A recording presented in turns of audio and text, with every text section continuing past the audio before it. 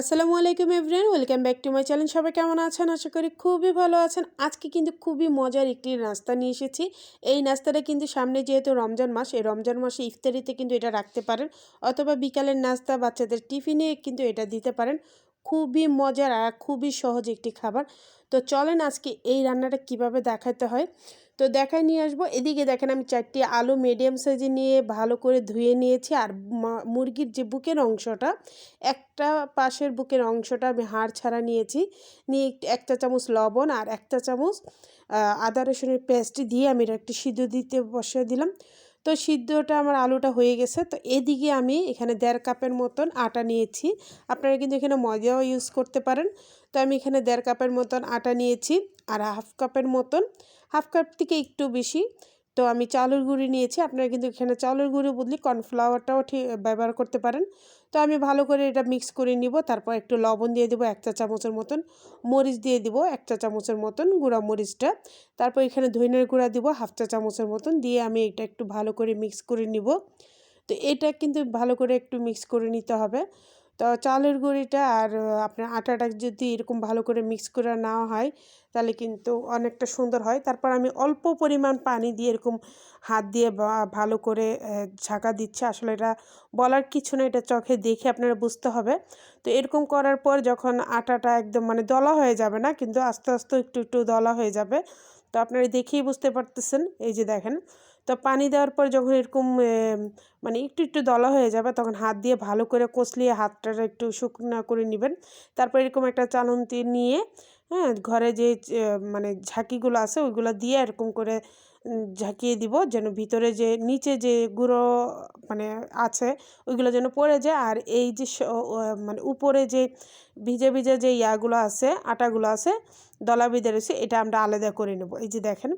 তো এরকম করে আমি অনেকটা করে নিব, যতটুকু আমার লাগবে। আর অল্প একটু আছে, তো সেটা আমি একটু পানি বেশি দিয়ে একটু একটা ব্যাটার করে তৈরি করে নেব।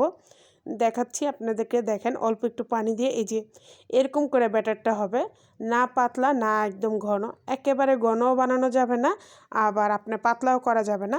তো যাই হোক, আমি সাইডে রেখে দিলাম। এদিকে আলুটা ঠান্ডা হওয়ার পরে আমি এটা আলুটা হাতে করে একটু ভালো করে মিক্স করে নিব, যেন একদম দলা না বেঁধে থাকে। তো আমার আলুটা একদম ভালো করে সিদ্ধ হয়ে গেছে, এই যে দেখেন। তো আলুটা যখন সিদ্ধ হয়ে গেছে, তারপর এখানে আমি যে বুকের অংশটা রেখেছিলাম ব্রয়লার মুরগির, তো সেই বুকের অংশটা আমি এখন ছোট ছোট করে হাত দিয়ে একদম ছাড়িয়ে নিব। তো এরকম সুন্দর সুন্দর ভিডিও পেতে কিন্তু প্লিজ আমার চ্যানেলটা লাইক, শেয়ার, কমেন্ট এবং সাবস্ক্রাইব করতে একদম ভুলবেন না। পাশে থাকা বেল বাটনটা অল দিয়ে দেবেন যেন সবার আগে আপনাদের কাছে চলে আসে। আর যারা ফেসবুক পেজ থেকে দেখতেছেন, প্লিজ আমার চ্যানেলটা একটু ফলো আর একটু শেয়ার দিয়ে দেবেন। আর এখন দেখার সময় না পেলে অবশ্যই শেয়ার করে রাখবেন, নেক্সটে ইনশাল্লাহ আপনারা দেখে নেবেন। তো যাই হোক, আমি এদিকে গোশের সাথে আলু আর গোশটা একসাথে মিক্স করে আমি অল্প পরিমাণ একটু আটা দিয়ে দিলাম। তারপর একটা ম্যাগি মশলা দিয়ে দিলাম। আর এদিকে 1 কাপ মানে 1 মুঠ পরিমাণ কাঁচা পেঁয়াজ দিয়ে দিয়েছি। দিয়ে আমি একটু ভালো করে কষলিয়ে নিব। হ্যাঁ, তারপর একটু দিয়ে দেবো ধনেপাতা। ধনেপাতা কুচিটা আপনাদের অপশনাল, আপনারা দিতে পারেন। তারপর আমি এখানে শুকনো মরিচ, একদম পেস্ট করা শুকনো মরিচটা দিয়েছি। তো শুকনো মরিচটা অবশ্যই দিবেন, এই শুকনো মরিচটা দেওয়াতে কিন্তু এটা খেতে অনেক ভালো লাগবে। তো আমি হাত দিয়ে ভালো করে চটকিয়ে নিচ্ছি। তারপর আপনার একটু লবণটা মানে ট্রাই করে নেবেন, যদি লবণ লাগে তাহলে দিয়ে দিবেন। আমার লেগেছিল তাই আমি দিয়েছি। তারপর এখানে সরিষার তেল দিয়ে দিলাম অল্প পরিমাণ, দিয়ে আমি ভালো করে মিক্স করে নিব। তো আবার রুটি বানানো যে পিঁড়িগুলো সবাই ঘরে থাকে, এরকম করে সুন্দর করে একটা মোটা একটা রুটির মতন হাত দিয়ে বেলে বেলে চেপে চেপে নেবেন। এই যে দেখেন স্কোয়ার সিস্টেম নিয়েছি। তো আপনারা পছন্দ মতো নিয়ে নেবেন। তো আমি এখানে স্কোয়ার সিস্টেম নিয়ে তারপর লম্বালম্বি করে একটা ছুরি মানে ছুরির সাহায্যে দেখেন আমি একটু কেটে কেটে নিচ্ছি লম্বা লম্বা করে। তো একেবারে লম্বা লম্বা করলে অনেকটা মানে ভাজার সময় কিন্তু ফুলে যাবে, সেজন্য কিন্তু আমি এরকম মানে মিডিয়াম সাইজের, হ্যাঁ, করে নিয়ে তারপর মাঝখান দিয়ে আবার কেটে নিচ্ছি। আপনারা দেখে বুঝতে পারতেছেন, আপনারা আপনাদের পছন্দ মতো দিবেন, কিন্তু আমার কাছে এই শেপটাই ভালো লাগছে। এই যে দেখেন। তো হাত দিয়ে একটু চেপে একটু ডিজাইন করে এই যে দেখেন আমি অল্প অল্প করে দিয়ে দিলাম। তো যাই হোক, এদিকে আমার সবগুলো হয়ে গেছে। তো এখন আমি ব্যাটারটার সাথে নিয়ে আসলাম, যে ব্যাটারটা আমি আগে করে রেখেছিলাম সেটা দেখেন ঘনটা আর একটু বেড়ে গেছে। তো এখন আমি একটু চামচ দিয়ে এটা একটু ব্যাটারটা লাগাই নেব সেই মিক্সারের সাথে। তারপরে যে দেখেন তারপর এখান থেকে ব্যাটার থেকে একদম ডাইরেক্ট তুলে যে আটাগুলো আমি দলা করে রেখেছিলাম সেইখানে হাত দিয়ে একটু একটু হালকাভাবে আমি একটু চেপে দিব। তো এই চাপাতে কিন্তু যখন ভাজবেন উপরটা কিন্তু খুবই মানে ক্রিস্পি হবে।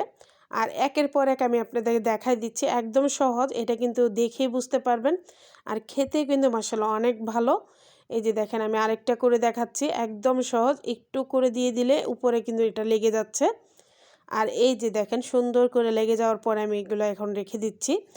আর এইগুলা কিন্তু ফিউশন করার জন্য একদম পারফেক্ট টাইম এই টাইমে আপনারা ফিউশন করে রাখতে পারেন। এরকম একটা মানে প্লেটে নিয়ে তারপর আপনারা ডিপে রেখে দিবেন 2 ঘন্টা 3 ঘন্টার জন্য। তারপর আপনারা একটা বক্সের ভিতরে ভরে রেখে দিতে পারেন। এই অবস্থায় কিন্তু 1 মাস ভালো থাকবে। পুরা রমজান মাসে কিন্তু আপনারা এটা নামিয়ে আধা ঘন্টা আগে নামিয়ে তারপর আপনারা কিন্তু এটা ব্যবহার করতে পারেন। তো যাই হোক আমি এদিকে তেলটা গরম হওয়ার পরে আমি এখানে দিয়ে দিলাম। তো তেলটা একটু ডুবন্ত তেলে লাগবে। তো এই যে দেখেন আমি ডুবন্ত তেলে এটা একটু ভেজে নিব। এই যে আমি 3 পিস দিয়ে ভেজে নিচ্ছি। আর একটু উপর দিয়ে আমি একটু খুন্তি দিয়ে একটু তেল দিয়ে দিচ্ছি। তো অতিথি আপ্যায়নে কিন্তু এটা ঝটপট করে নামিয়ে কিন্তু আপনারা দিতে পারেন। এটা কিন্তু ফ্রিজিং করে রাখতে পারেন, কোনো সমস্যা নাই। আর যারা খাবে তাদের কিন্তু খুবই ভালো লাগবে। আর রমজান মাসে খুব ক্লান্ত থাকে, আপনারা কিন্তু এটা ঘরে তৈরি করে রেখে দিতে পারেন। ইফতারিতে খেতে কিন্তু অনেক মজা লাগে। তো যাই হোক আমি একদম উপরটা ক্রিস্পি করে ভেজে নিয়েছি। আর এটা যেহেতু সিদ্ধ হওয়ার কিছুই নাই, কারণ সব কিছুই সিদ্ধ করা আছে, সেহেতু শুধু উপরে গোল্ডেন কালারটা আসলে আমি কিন্তু নামিয়ে নিলাম।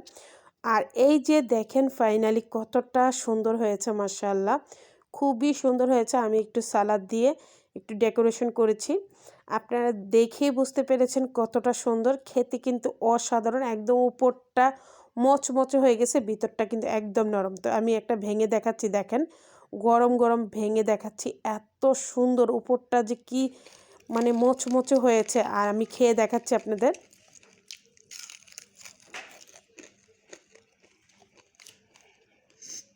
তো আলহামদুলিল্লাহ আপনারা শব্দ শুনেই বুঝতে পেরেছেন খুবই মচমচে হয়েছে। আর উপরে আমি আবার একটু সস দিয়ে দিলাম, সস দেওয়ার পরে দেখি কালারটা আরও সুন্দর আসতেছিল।